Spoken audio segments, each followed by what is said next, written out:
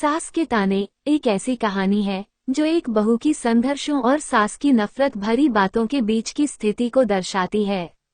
ये कहानी न केवल पारिवारिक रिश्तों की जटिलताओं को उजागर करती है, बल्कि एक स्त्री के आत्मसम्मान की भी बात करती है। नंदिता एक छोटे से गांव की एक सरल और घरेलू लड़की थी, जिसे बचपन से ही अच्छे संस्कार दिए गए थे। उसने जीवन में कभी भी किसी से बुरा व्यवहार नहीं किया था, और यही कारण था कि उसकी शादी भी एक अच्छे परिवार में हुई थी। उसके पति विवेक एक सादगी पसंद आदमी थे और बहुत अच्छे थे, लेकिन उनकी माँ यानी नंदिता की सास उनसे पूरी तरह से उलझ थी। विवेक की माँ पुष्पा देवी का स्वभाव बहुत कठोर था।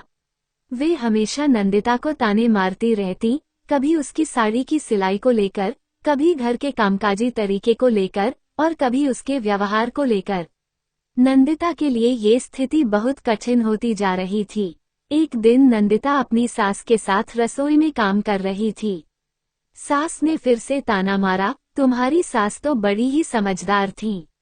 घर का काम करती थी, बच्चों को संभालती थी और सब कुछ अच्छे से संभाल लेती थी।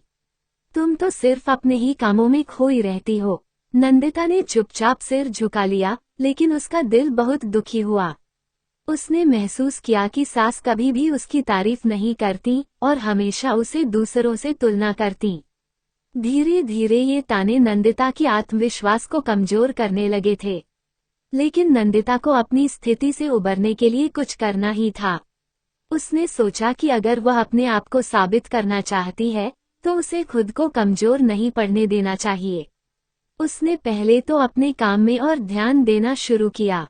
वह घर के कामों में और ज्यादा दक्ष होने लगी, लेकिन उसके साथ ही उसने अपनी आत्मसम्मान की रक्षा करना भी शुरू किया। एक दिन नंदिता ने न केवल घर के सभी काम सही समय पर किए, बल्कि उसने एक नई साड़ी भी खरीदी जो उसे बहुत पसंद आई थी। वह साड़ी पहनकर खुश और आत्मविश्वास से भरी हुई सास के पास आई। सास ने उसे देखा और चुप रही। नंदिता ने कहा, माँ, मुझे आपकी बहुत इज्जत है। मैंने सीखा है कि हर किसी का अपना तरीका होता है काम करने का, और मेरा तरीका कुछ अलग हो सकता है।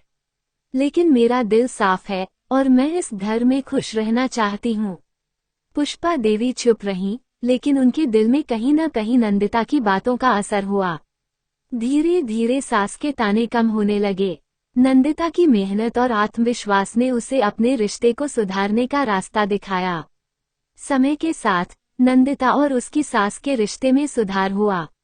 अब नंदिता समझ चुकी थी कि उसे अपनी कीमत किसी के तानों से नहीं, बल्कि अपने खुद के विश्वास से जाननी चाहिए। और सास ने भी यह महसूस किया कि हर बहू में अपनी एक खासियत होती है, और सास का काम सिर्फ मार्गदर्शन देना है, न कि आलोचना करना। ये कहानी हमें ये सिखाती है कि रिश्तों में समझ और सम्मान का होना बहुत जरूरी है।